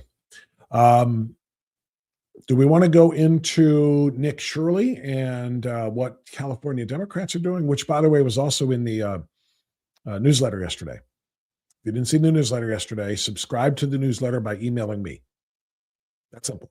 Send an email to bob@strictlyspeaking.org and give me your email address, and I will sign you up for the newsletter. That's all you got to do, and you'll receive it. But I did a pretty good piece yesterday on California trying to stop citizen journalists from doing citizen journalism because they're exposing the Democrat graft. The Democrat graft being perpetrated by the grifters is basically what it comes down to. Okay. And so that's why they are literally proposing a bill to make it illegal and to potentially jail. Nick Shirley, I might have to do this story now because it's really, really irritating. But also here in Ohio, Mike DeWine campaigning for. Let me do that one shortly as a shorty because I don't need a ton of time for that one. I don't know if you saw, but gubernatorial candidate Vivek Ramaswamy is running ads and going after pretty hard Amy Acton, who of course would be his general election opponent in the race, and reminding everybody about what Dr. Lockdown did, about all of her policies, reminding everybody about the number of Ohioans who lost their jobs because she shut down the quote unquote non-essential businesses, shut down the non-essential workers, and only allowed the essential workers to continue to work, make money, businesses to stay open, and so on and so forth. We don't have to go through the numbers. We know how bad it was. Millions of Ohioans lost their jobs. Thousands of Ohio businesses went under, never to be recovered. Thousands more hung on by a thread, swimming in red ink, but did not want to close their doors forever. And here we are, kind of 6 years after the start of COVID, 5 years after, the worst of it all and all of those policies. And some of these companies are still not quite whole. They haven't been able to hire back everybody that they wanted. They are not back in size. They may have stayed open because they're trying really hard to claw back. They lost so much money. School children, Ohio kids who went through COVID and went through the period of time before Amy Acton would allow the schools to reopen, they never recovered. There are kids who have graduated high school now, who were in high school at that time, who have no idea what they're doing, who missed out on so much education. And there are younger kids in the elementary grades. Forget about it. I mean, their ability and their capacity to learn was so impacted by her shutting down those schools. They could have reopened things in days, not weeks, months, years, the way Ron DeSantis and good governors did. But Amy Acton kept it all shut down. I won't even go into the forced vaccination crap. I won't even go into the lies she told about how many cases, if we don't get the population vaccinated to a certain percentage, how many new cases of COVID we're going to develop, and how many more deaths there were going to be. All of that fear mongering. I won't even get into all of that. I just want you to remember what an absolute disaster the state was when Amy Acton was running it. Because that's what Vivek Ramaswamy is doing. He's running ads basically reminding people of that. Well, somebody needed to come to Amy Acton's defense here, right? Because Amy Acton wants to be the governor. And so you would imagine that the Democrat Party, Ohio Democrats, would come to the rescue and tell everybody about what a wonderful job that Amy Acton did. That's what you would expect. But instead, it's not Ohio Democrats. It's not the Democrat National Committee throwing money into Ohio's race. Well, it's not the Democrats defending Amy Acton. You know who's defending Amy Acton? Ohio's Republican governor.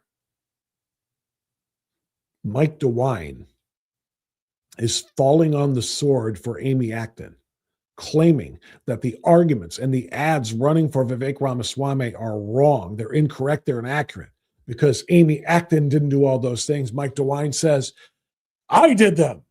I made all of those decisions. So you're voluntarily accepting the blame for all of the death and destruction that was caused by Ohio's horrendous handling of COVID? You're claiming all of that? Why would you be doing that? Why would you take the blame for all of that? Oh, wait a minute. You're term limited. Your career is over. You don't ever have to worry about getting another vote in your life. So now you're free, Mike No Spine, to basically wave the flag that you operate under, the big blue Democrat flag that you actually operate under. You'll fall on that sword so that Amy Acton, your hand-picked COVID czar in the state of Ohio, whom you gave the power to make all of the decisions during that time, because we watched all of those press conferences and we watched as you stood to the side and didn't say jack squat while Amy Acton held court and told everybody how it was going to be. You weaponized your Department of Health. You weaponized Amy Acton during COVID, and you let her call all of the shots, which were devastating and among the worst in the country. Ohio was about the only red state that was operating like a blue state when it came to COVID. We were as bad as New York. No, she didn't dump a bunch of COVID patients into the nursing homes the way Andrew Cuomo did, but pretty doggone close. You stood off to the side and let her do it all. And now you're sitting here saying, I didn't let her do it all. I made those decisions. Don't blame Amy. Blame me. If you want to blame anybody, because your career's over, you don't care if you get blamed anymore. You're so transparent. You're just full of crap. But the question is, why, Mike DeWine, are you endorsing Vivek Ramaswamy, which would mean that you support him? An endorsement usually means, yeah, that's the guy that I want to win. Well, that would mean he has to defeat your girl, your homie. That would mean Vivek Ramaswamy has to beat Amy Acton. And here now Amy Acton is being called out for everything that she did as the health director. And you're saying, no, don't blame her for that. Why did you bother to endorse Vivek at all if you're now going to actively campaign for Amy Acton by deflecting the criticism away from her and onto yourself? Again, this is the same story I started the show with, and I just did a 45-minute monologue on. Mike Lawler and congressional Republicans acting like Democrats. Here's Ohio, a supposed red state, with a governor who acts like a Democrat. A Republican majority, supermajority in the Ohio General Assembly governing like Democrats. Giving Democrats more power than they have earned from the voters. The uniparty has to die for the true Republican Party to be reborn. We have to get these kinds of people out of our government in Columbus and obviously in Washington, D.C. Do you have any idea how much more legislation gets done in Florida than is done here? Florida has a Republican majority and a Republican governor. Ohio has a Republican majority and a Republican governor. Florida has a simple majority. Ohio has a supermajority. It means the Democrats can't stop us.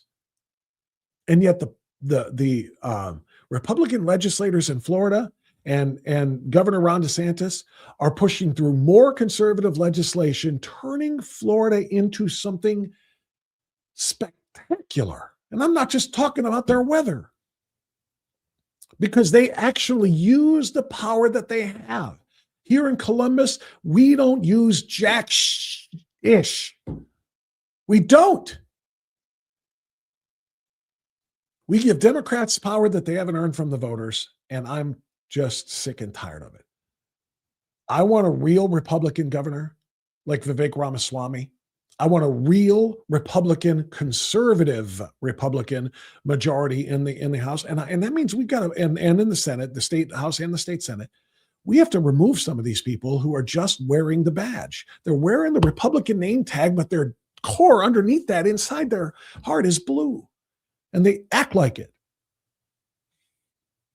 And I'm just over it.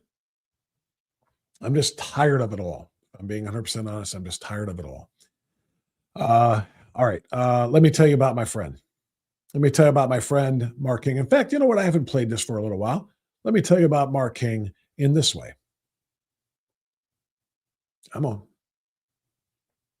If you're on Medicare and ever find yourself confused by your coverage, you're not alone. Medicare can be complicated, and the wrong information or no information at all can cost you time, money, and peace of mind. Hey, it's Bob Frantz. For a Medicare professional I know and trust, Mark King. I've known Mark for years, and I've confidently referred Medicare recipients to him time and time again because he puts people first and explains Medicare in plain English. Mark takes the time to help you understand how Medicare works, what coverage you have, and what options might be available based on your needs. There's no pressure, no confusion, and no rushed decisions. Just honest guidance from someone who's been doing this for nearly 40 years and who knows this system inside and out. If you're unsure about your doctors, your prescriptions, or your overall coverage, Mark is the go-to guy you need. Call 440-832-8936 to get an appointment. That's 440-832-8936. And for user-friendly information, visit keepingmedicaresimple.com. I trust Mark King for answers, and you can too. Mark, I thank you and appreciate you so very much for your just undying support of Strictly Speaking when it was on the radio side, and now that it's online, tremendous partner. And I'm so glad to have you as a foundational partner. So again, ask Mark about the listeners and the viewers of this program. Ask them how phenomenal his ROI is. He'll tell you. He'll tell you about the people who come to him because they trust me and they have then grown to trust him. Talk to the people. So if you've got a business and if you would like to be a partner in what we're building here, which is still in the very early stages, get on the ground floor. There are special pricing to be a part of that. Later on, when we become as big as we expect to be, it's going to be a little bit harder to get on board. If you want to get on board early, the way Mark did with keeping Medicare simple. And thank you for that, Mark King. All right. So I want to hit this just real quick. It's about 11 minutes before the top. Actually, hold on. What I do want to do is I'm going to see what the chatters have to say about the Mike No Spine part of this whole thing too. Is Nick coming? Oh, no, Deb, not to my knowledge anyway. Sorry, that's Deb. I'm kind of torn between throwing up on the screen the comments and just trying to follow them on my other screen. But let me go ahead and jump in here if I can. Man, I don't know if I can find them all at the same time. Okay, I'm just going to have to read them for you. But Deb Witzeman says, or asks, is Nick coming to Ohio? Mike Davila and others were investigating Medicaid. They are. And by the way, there were 9 arrests, I think. There have been 9 arrests that were announced while we were in Texas the last 3 days. But AG Dave Yost arrested 9 people in Ohio for tied to Medicaid fraud, worth a few $100,000, I think it was. Probably just very, very barely scratching the surface of where that's going to go. But that's just Medicaid fraud. That doesn't even get into the child care fraud, didn't get into the healthcare fraud, didn't get into the hospice care fraud and all the other things that are going on. I'll get back to the Nick Shirley thing in a second here. But again, I'm just trying to see what people have to say. What else has Amy done? What has she been doing the past few years? Is she involved in finding out about the clots found in living and dead people since the jab? It's a fair question. Probably not. And that's a subject, by the way, that I have heard from people about talking about the clots for some time now. And I think there are some presentations, seminars, speeches, or whatever being given about that. And that's something that we're going to dive more into. In fact, there's a COVID panel thing that I've been asked to be a part of next month. I think it's next month. That's going to feature Tom Renz, who is one of the strongest voices against the COVID mandates and the shot mandates and so forth, and a couple of other people too. We'll come back to that another time, but that's a fair question about Amy Acton. Don't forget the threat of police action if you were out, and when you should be at home. It didn't take place. Amy Acton, like Fauci, her apparent mentor, relied on the worst COVID models in the country with no pushback. That's exactly correct. And Mike DeWine stood there by her side and just, she cares so much. She's working so hard for you, Ohio. DeWine's tactic won't work. No one in Ohio can forget how Acton talked to us like we were 5-year-olds. When she quit, I knew she would resurface as a politician. I thought it would be elsewhere, though. Agree. The central committees need to pass resolutions condemning Mike DeWine and expelling him from the party for supporting Amy Acton. Jimbo said, did DeWine officially endorse Acton? No, she didn't. He didn't. He actually officially endorsed Vivek Ramaswamy after Ramaswamy agreed to make Rob McCauley his running mate, his lieutenant governor. Mike DeWine declined. Last time I talked to Mike DeWine, which will be the last time I ever talked to Mike DeWine on a radio or a podcast, obviously. But it was shortly after, Vivek had announced and, we started to get the ball rolling here toward the primaries. It was last year. And I asked him about, are you going to endorse Vivek Ramaswamy? President Trump already has. The ORP did. Are you going to endorse Vivek Ramaswamy? And Mike DeWine told me in that interview, well, he said, not everybody is even into the pool yet. In other words, he was at that point desperate to have his lieutenant governor, Jim Tressel, enter the race. He did not want it to be just Vivek Ramaswamy. He said, well, I can't endorse him until I see who else is in there. Well, damn well the president endorsed him. This guy's going to be the nominee. Get on board here and endorse. And he wouldn't do it. And he hemmed and he hawed and he made excuses and this and that and the other. We're going to wait and see who else enters the race. But the bottom line, and then I asked him in that interview on this show, this was in, I can't remember now. But it was last year. When I say this show, it was on the radio side of this show. But the point is, I asked him about endorsing Vivek, and he would not commit to it, obviously, because of what he said. But then I asked him also more directly, or are you going to endorse Amy Acton? And he abrupt and gruff and how dare you? I'm a Republican. Of course, I'm going to endorse the Republican. But I said to him, I said, but sir, you gave her the power to run the state during COVID.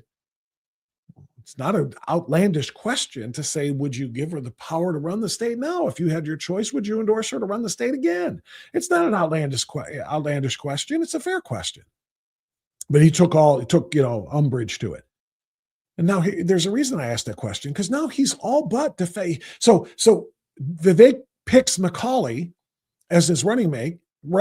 Now suddenly, okay, here comes Mike DeWine. Now that he's got, I don't want to say one of his own. I don't want to disparage Macaulay too terribly much here. In fact, I don't want to disparage him at all. This is going to be the ticket that it has to win the state of Ohio, Vivek and Macaulay. But he finally gets Macaulay on board, and now suddenly Mike DeWine says, I endorse Vivek Ramaswamy for governor. But that was only in word. After that, what's he doing now? He's publicly defending Amy Acton. So he's endorsed Vivek, but he's speaking out in support and in defense of Amy Acton, which is exactly why I asked him last year if he might be thinking about endorsing Amy Acton. If you look deep inside the heart of Mike DeWine, if you get past the words, he is as Democrat as they come, and he wants Amy Acton to win. He'll never say it out loud, but he wants Amy Acton to win. Otherwise, why wouldn't he keep his big pie hole shut when the truth about Amy Acton is coming out? And by the way, since I was gone doing Houston and doing the NRA, I haven't had a chance really to opine either online or on the show about Amy Acton's domestic issue. It's a big one.